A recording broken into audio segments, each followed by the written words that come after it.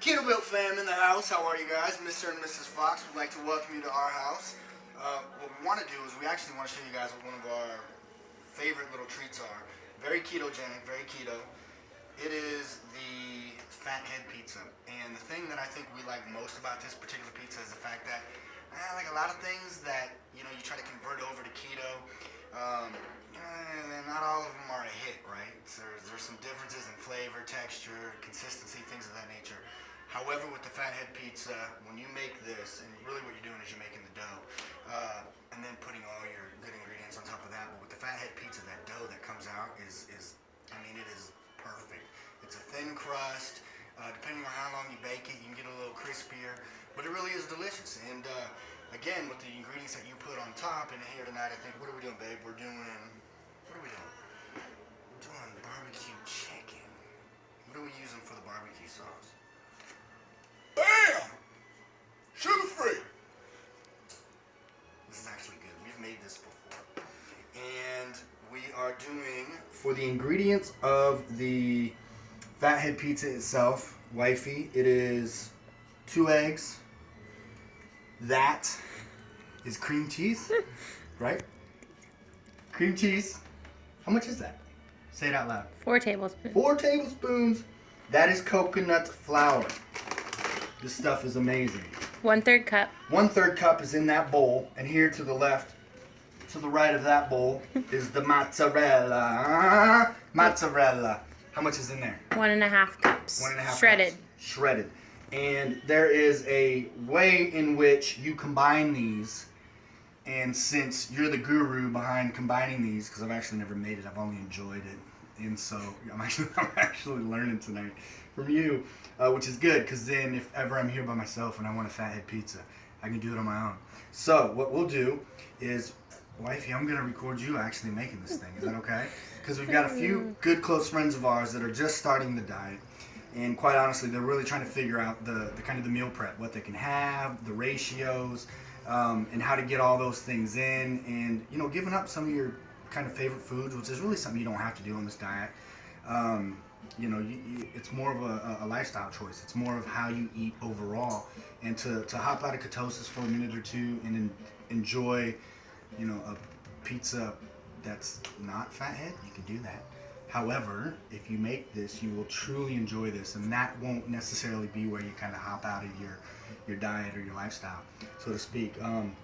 So I am going to step out of the way. I'm going to get out from behind, move over in that direction, let wifey put this thing together, and we'll show you how well it's going to turn out, because it is a deliciously looking pizza paella, and it tastes really good, and it's very simple to make. So with that said, without further ado, I'm going to swap with wifey. Bam, there she is. Alright, so very simple, very few ingredients. The Fathead Pizza crust itself only has a handful of ingredients. The shredded mozzarella, we just cheat and buy the stuff from Costco. Comes in a double pack like this, 2.5 pounds each, so you get a lot of cheese. So 1.5 cups shredded mozzarella. We are going to use, it's 4 tablespoons of cream cheese. You can use either the soft or the hard kind, doesn't really matter. I've made it both ways, it comes out exactly the same. 2 eggs, we're going to scramble these, but I wanted to show first. And then 1/3 cup of, we use this also from Costco, 1/3 cup of coconut flour. So first step is you get your shredded mozzarella, add in your cream cheese. I like to just put a couple little clumps in here.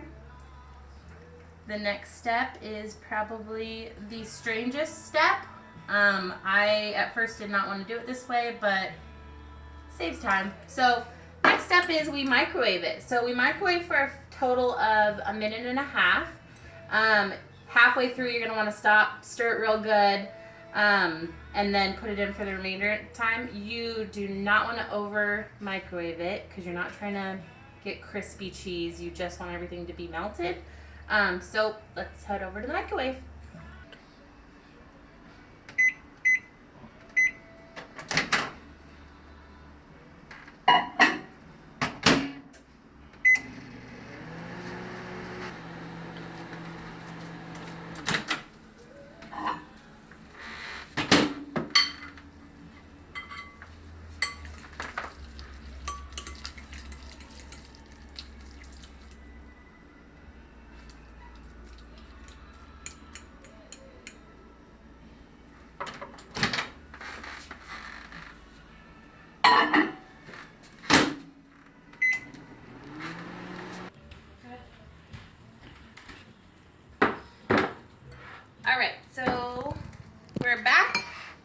everything is melted, cheeses are melted together. Stir it up real good. We can just have that though? No. Ooh. All right, so we like to add a little bit of seasoning in here. I put a little bit of Italian seasoning, as well as a little garlic powder, just for some added flavor. You don't have to, it's just by choice. Stir that in really well.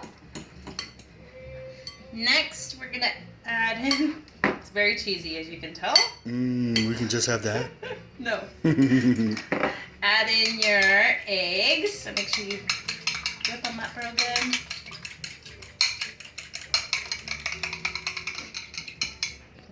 All in. And don't worry if it doesn't mix right now, you're gonna have to do some work.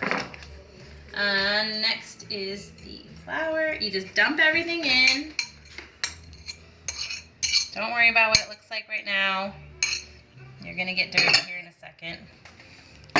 I don't remember that part. Yeah, you never got this part. Okay, so what I like to do next is you have to start using your hands to really get the coconut flour mixed in really, really well. This is why you're the one to do the Yes. job. So, number one, take off your rings. Number two, make sure that your oven is already preheated at 425 degrees. I did that. That was your part. Yes. Okay, and then before this stuff gets not as pliable anymore, what you want to do, I like to add a little bit of, I have MCT oil handy. I put just a very small amount on my hands so it doesn't stick. It's brilliant. I know. And then you just have to start working it. So make sure you work in all of the flour. You'll end up with clumps and it won't work into the cheese very well if you don't really mix it in. So it's still hot, so be careful. But then once you get it all into one ball, you kind of have to start playing with it.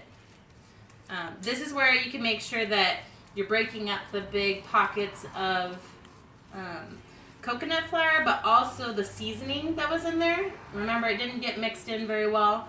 It just sat on top of cheese.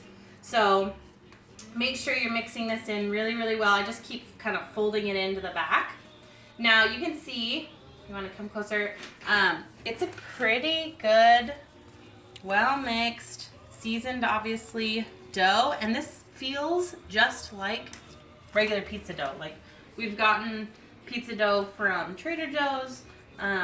This feels exactly the same, but you'll start to notice it gets sticky. That's when you're like running out of time. So parchment paper. Speak to that. Tell them why parchment paper and not Oh, tinfoil. don't use foil. We ran out of parchment paper last weekend, and I used foil and disaster. You might as well just throw it away. So parchment paper only. Lay your dough down and just start pushing it out. It does kind of stick and start to flake. You'll notice like it sticks to your hand and kind of creates these layers. That's the good part. But if you don't work quickly, it does kind of get a little difficult to play with. So make it as thick as you want. You can make it real thin dough. You can make it a puffier dough. It actually does puff up. So I like to flatten it pretty thin, just because it feeds more people, and I really don't think we need that much more cheese on every bite. So once you get it all laid out. Oh, I've got a question. Yeah. What if we were to just take a little bit of that grass-fed Kerrygold butter, melt it, and brush it on that? So I've seen people do that, and they basically create a breadstick. Oh. And then they put like the melted Kerrygold butter and the garlic powder on top, so it makes like a breadstick. You can do that. You can play with this. You can make anything out of this. People make calzones. You can do anything. So once that's down, what you're gonna want to do is make sure that you take a fork and poke holes in it. You won't be able to really tell, but poke holes. This stuff will puff up big time. So excessive amount of holes all over. Now you're gonna bake this for 6 minutes. Check on it. Poke down any areas that have puffed up, and then put it back in for 3 to 4 more minutes until it becomes lightly brown. And then at that point you take it out and we'll top it.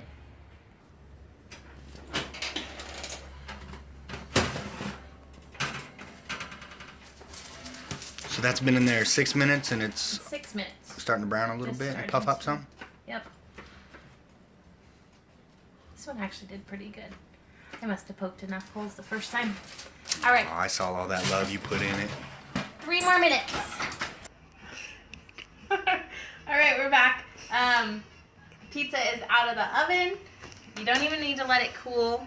You can see it's already browning. This is where you're gonna wanna add your toppings. We are doing a barbecue chicken pizza. So we've got diced up pieces of just barbecued chicken breasts that we barbecued yesterday. Some diced up red onions, and then the barbecue sauce. So this is low carb. It's got 2 carbs for 2 tablespoons, and you're using, you'll see, probably less than 4 tablespoons on the entire pizza.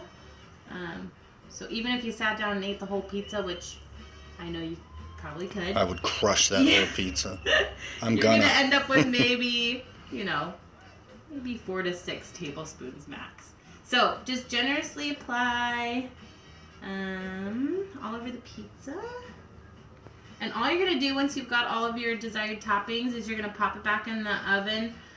So the oven is still on at 425. You're just gonna put it in for a couple more minutes to melt the cheese that you're putting on top, and that's mostly, I think, for looks.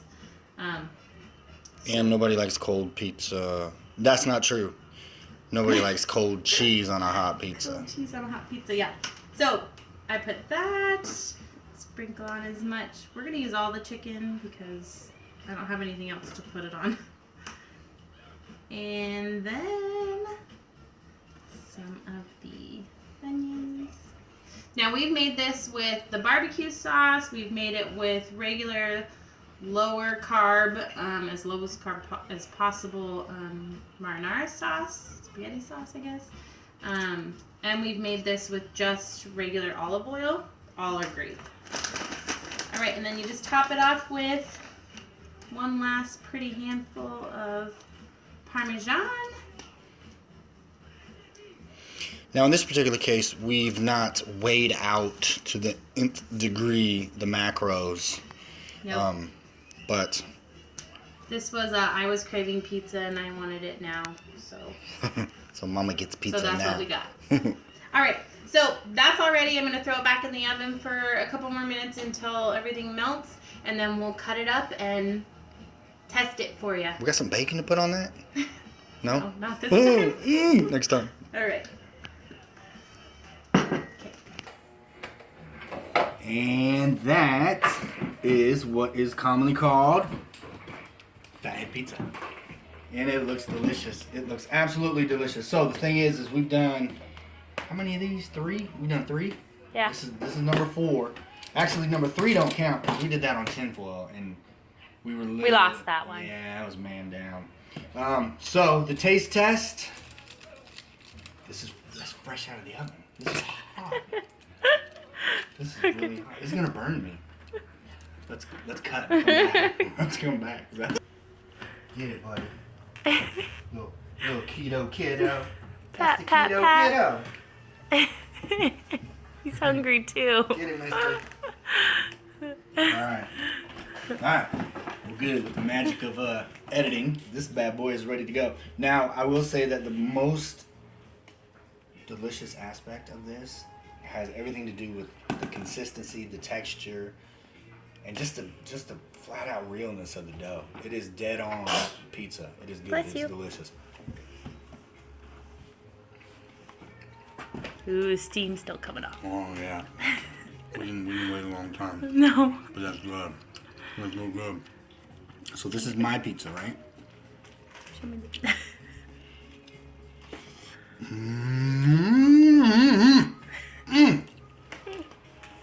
Okay.